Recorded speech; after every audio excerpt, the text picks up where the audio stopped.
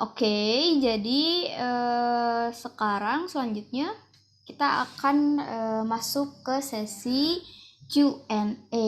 Jadi kalau sama ibu itu setiap segmen materi akan ada sesi Q&A seperti itu. Nah, untuk anak-anak sendiri nih dari materi yang sudah ibu jelaskan, dari sini unsur jadi poin-poin unsur tata letak, kemudian dari contoh penerapan, dari garis, dari ilustrasi, ada yang ingin ditanyakan?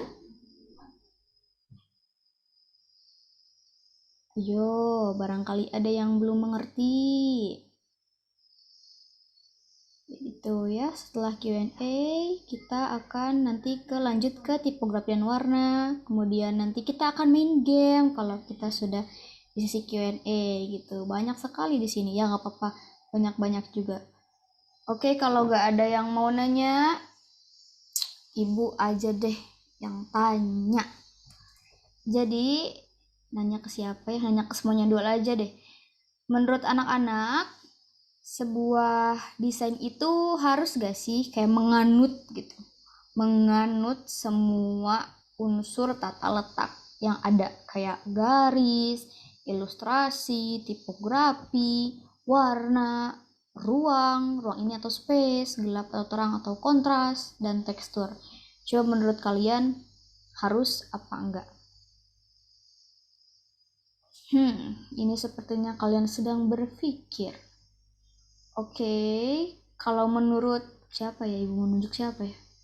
Kalau menurut Nak Julia, kira-kira harus atau enggak sih semua unsur itu dalam satu desain? Eh, Kalau kata aku harus, Bu. Harus. Kenapa tuh harus, Willy?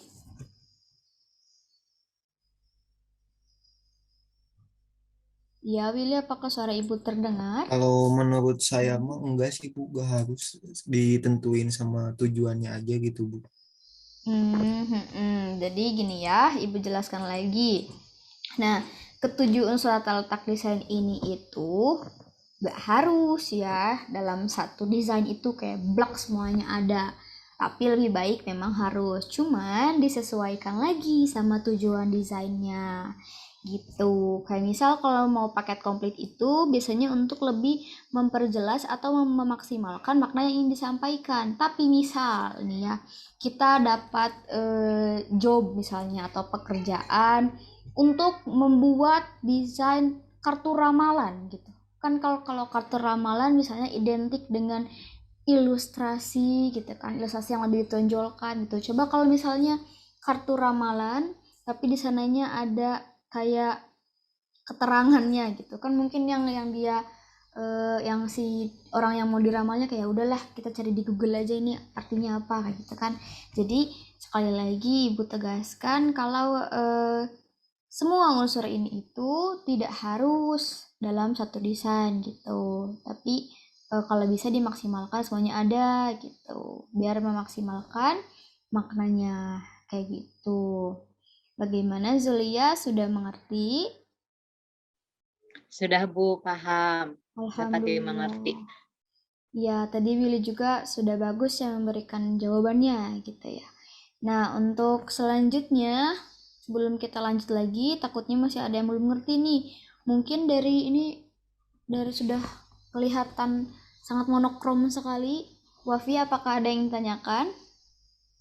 Mm-mm. Ya Bu, kebetulan aku ada pertanyaan Bu. Mm-mm. Kenapa? Ini Bu, apakah software berbasis vektor dan bitmap itu sama atau enggak? Terus contohnya itu apa sih Bu? Oke, jadi terima kasih sebelumnya kepada Nak Wafi udah nanya, udah berani ya, walaupun situasinya sedang monokrom Ria.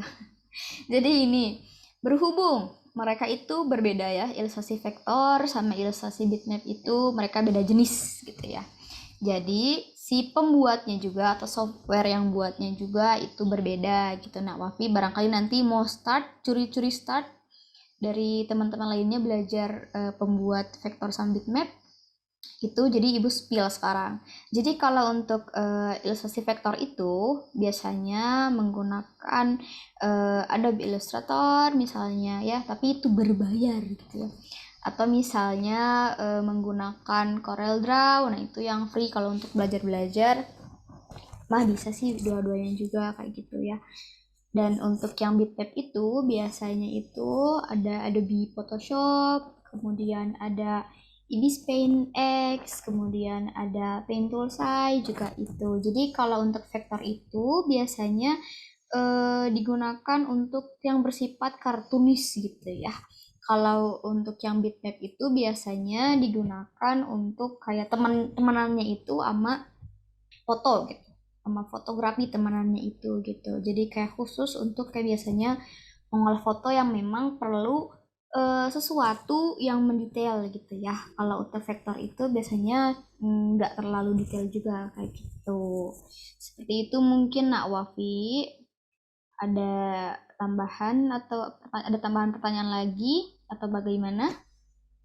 Cukup mungkin Bu. Terima kasih banyak Bu. Sama-sama. Kalau begitu, ini kira-kira ada yang kepo nggak sih sama ini kita sama gamenya nanti? Iya, sepertinya kalian mengantuk sudah siang, nggak apa-apa sih. Oke, kalau gitu, kalau saya memang tidak ingin ada yang ditanyakan lagi untuk yang segmen awal terkait ini, kita akan lanjut nih. Tapi Ibu mau ulas lagi di sini. Ingat-ingat, tolong kalian catat unsur tata letak itu ada 7. Jangan lupa nih, takutnya nanti di ulangan ada. Catat ada 7 di mana mereka saling berkaitan gitu ya, tidak bisa independen. Terus yang di sini contoh penerapannya tadi kita sudah bahas juga. Kemudian di sini ada garis, ingat ya, kalau yang titik-titik juga garis. Kemudian di sini ada ilustrasi, terdiri 2, ada vektor image sama bitmap image gitu ya. Kalau yang vektor tolong diingat lagi, kalau di zoom itu nggak pecah. Kalau yang bitmap itu pasti ada kelihatan dari grid-grid gitu ya, kotak-kotak beda-beda warna gitu. Tolong dicatat ya. Setelah Q&A, kita akan langsung masuk ke sesi selanjutnya. Mohon disimak lagi.